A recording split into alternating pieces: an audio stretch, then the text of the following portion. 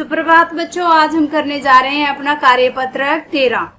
दिनांक है 3 अगस्त और हमारा विषय है हिंदी, लहासा की ओर। सभी बच्चे मुझे कमेंट बॉक्स में जरूर लिखकर बताएंगे कि लहासा क्या है, कहाँ पर है। यहाँ पे सभी बच्चे अपना नाम डालेंगे और यहाँ पे अपनी कक्षा अध्यापिका का नाम। चलो हम पढ़ना शुरू करते हैं। देखो, हमें एक पैसेज टाइप दिया हुआ है कुछ, इसको स्टार्ट करते हैं रीड करना।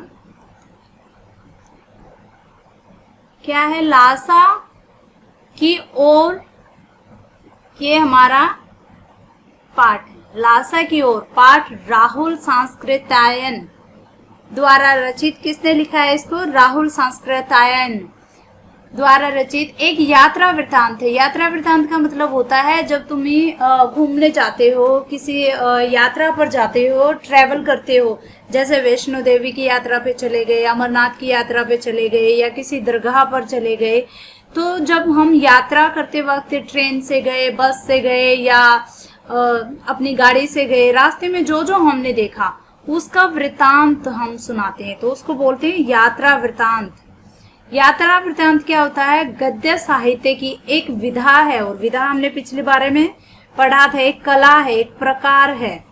क्या है विधा? एक कला, यानी किसकी? गद्य साहित्य की विधा एक कला है जिसमें किसी स्थान की यात्रा करने पर वहाँ की सामाजिक, यानी लोग किस तरीके से रहते हैं, कैसी वहाँ पे परिस्थिति है, आर्थिक यानी कमाई का जरिया क्या है, उनकी इनकम क्या है, आय के साधन क्या है, भौगोलिक वहाँ का किस तरीके से जलवायु है, ये सब पहाड़ है, पठार है, कि वो सब कुछ उसकी भौगोलिक स्थिति, सांस्कृतिक, लोगों का रहन सहन, खाना पीना आदि विशेषताओं का सजीव वर्णन किया जाता है। सजीव का मतलब जिस तरीके वो वहां पर गए हैं, जैसे जैसे वो यात्रा कर रहे हैं और सामाजिक, आर्थिक, भौगोलिक, सांस्कृतिक इन विशेषताओं का वर्णन कर रहे हैं, तो हमें ऐसा लग रहा है कि हम भी लेखक के साथ साथ उन जगहों की यात्रा कर रहे हैं, तो इसको बोलते हैं सजीव वर्णन।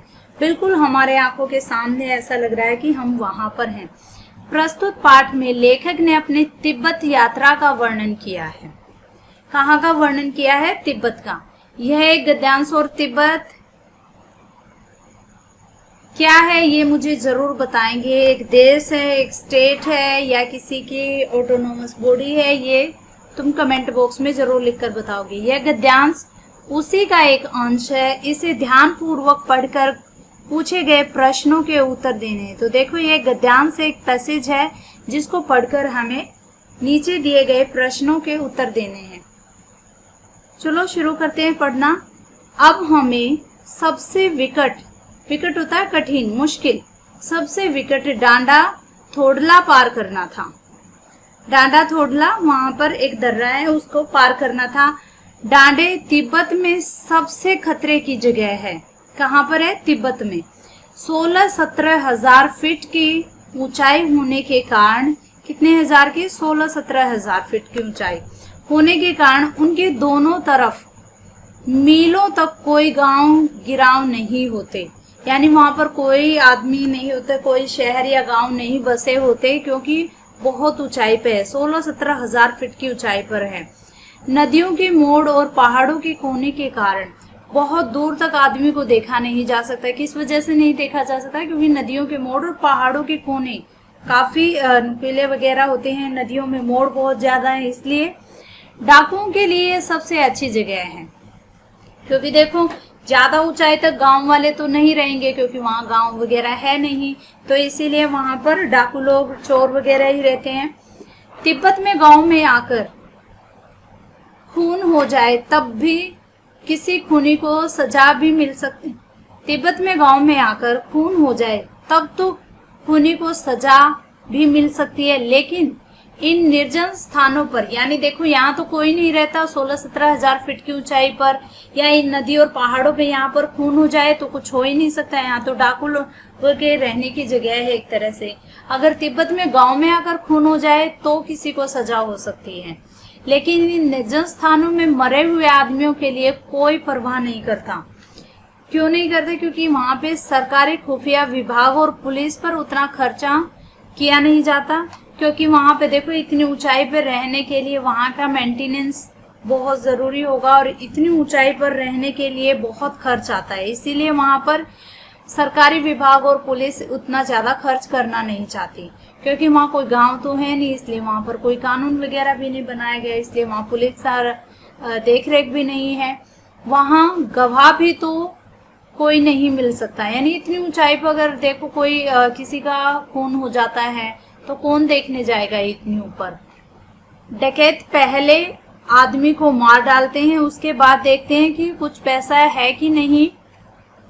हथियार का कानून न रहने के कारण यहाँ लाठी की तरह लोग पिस्तौल बंदूक लिए फिरते हैं, क्योंकि कोई कानून नहीं है तो लोग हथियार यानी कि आराम से वो पिस्तौल और बंदूक लेके घूमते हैं। लेकिन देखो अगर हम हमारे शहर में नॉर्मली कोई पिस्तौल और बंदूक लेके घूमे तो पुलिस उसको गिरफ्तार कर लेती है, उसको जवाब देना होता है कि आपने ये बंदूक या पिस्तौल क्यों रखी हुई है। डाकू यदि जान से न मारे तो खुद उसे अपने प्राणों का खतरा है। डाकू, मान लो अगर डाकू भी उन लोगों को ना मारे तो डाकू को ये लगता है कि ये लोग उन्हें मार देंगे, उनको अपने प्राणों का, अपने जान का खतरा रहता है, इसलिए वो उनको मार देते हैं। तो ये हमारा गद्यांश था। चलो अब कुछ क्वेश्चंस करते हैं जो कि हमें नीचे दिए हुए हैं। हमारा पहला क्वेश्चन है, लेखक को कौन सा डांडा पार करना था। देखो यहाँ पे दिया हुआ डांडा थोड़, लेखक को कौन सा डांडा पार करना था, ये देखो यहाँ पे लिखा हुआ है डांडा थोड़ला पार करना था, तो यहाँ पे हमारा आंसर हो जाएगा थोड़ला। ठीक है, ये हमारे प्रथम क्वेश्चन का आंसर हो गया, पहले प्रश्न का उत्तर हो गया। अब हम सेकंड पे चलते हैं। सेकंड में क्या है, तिब्बत के ऊंचे पहाड़ी रास्तों पर आदमी को दूर तक क्यों नहीं देखा जा सकता। हरी झाड़ियों के कारण नहीं, इतनी ऊंचाई पे हरी झाड़ी तो कहीं भी नहीं लिखा हुआ।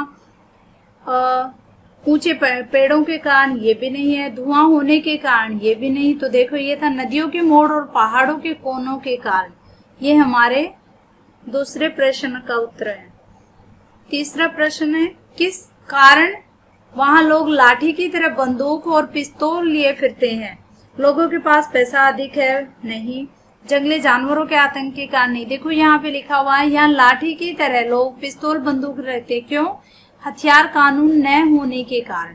तो ये हमारा आंसर हो जाएगा, हथियार कानून न होने के कारण वहां पे लोग लाठी की तरह बंदूक और पिस्तौल लिए फिरते हैं। अब हमारा फोर्थ क्वेश्चन है, तिब्बत के पहाड़ों में डाकू के लिए सबसे सुरक्षित स्थान कौन से थे। घने जंगल, चीनी किले के समीप, गांव के अंदर।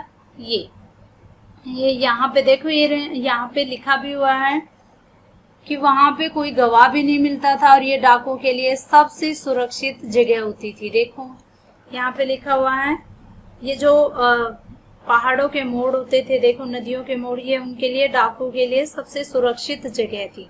तो इसीलिए डाकू वहां पर रहते थे। किसके लिए सुरक्षित जगह है, डाकुओं के लिए। नदी और पहाड़ों के मोड़ डाकुओं के लिए सबसे सुरक्षित स्थान थे। अब देखो नीचे फिफ्थ क्वेश्चन दिया हुआ, उसमें क्या है, निम्नलिखित शब्दों के विपरीतार्थक। विपरीत का मतलब होता है उससे बिल्कुल उल्टा, उससे अलग शब्द उपयुक्त गद्यांश में से ढूंढ कर लिखिए। सरल, सरल हो गया, सहज, आसान, और सघन, सघन हो गया, घना। इनके उल्टे लिखने। मान लो मैं अगर रात कहती हूँ तो तुम्हें उसका विपरीतार्थक क्या होगा, उल्टा, इसका दिन। अगर मैं काला कहती हूँ तो तुम्हें क्या लिखना होगा, इसका विपरीतार्थक सफेद। तो इसी तरीके से सरल का विपरीतार्थक और सघन का विपरीतार्थक यहाँ और यहाँ लिखना है। तो चलो ढूंढते हैं अपने गद्यांश में। और देखो सरल का हो गया, मैंने बताया भी था कठिन, और कठिन यहाँ पे क्या दिया हुआ है, विकट।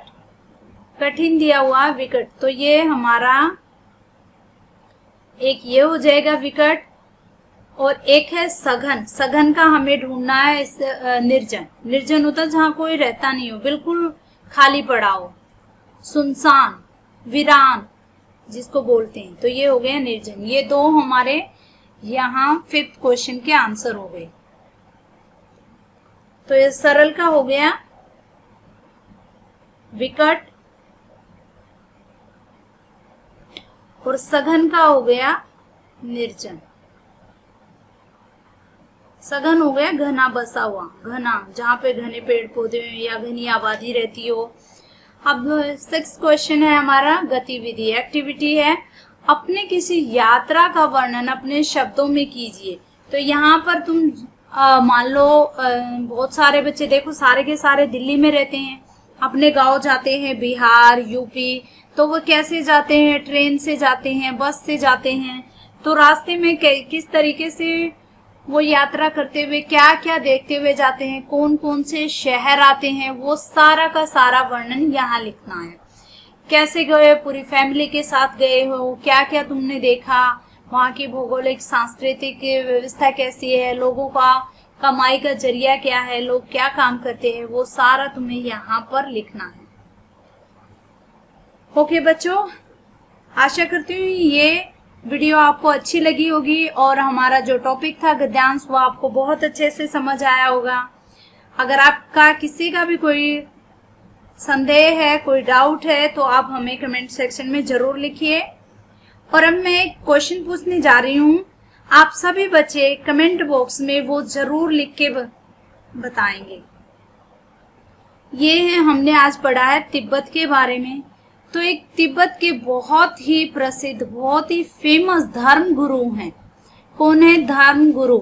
और वो बहुत सालों से इंडिया में रह रहे हैं। तो उन धर्म गुरु का नाम आप लोगों को मुझे बताना है। धर्म गुरु का नाम क्या है? तिब्बत के धर्म गुरु का। ये क्वेश्चन आप लोग मुझे कमेंट बॉक्स में बताएंगे। तिब्बत के धर्म गुरु का नाम, जो कि भारत में बहुत सालों से रह रहे हैं। ये आज की हमारी वीडियो थी। सभी खुश रहिए, स्वस्थ रहिए। धन्यवाद।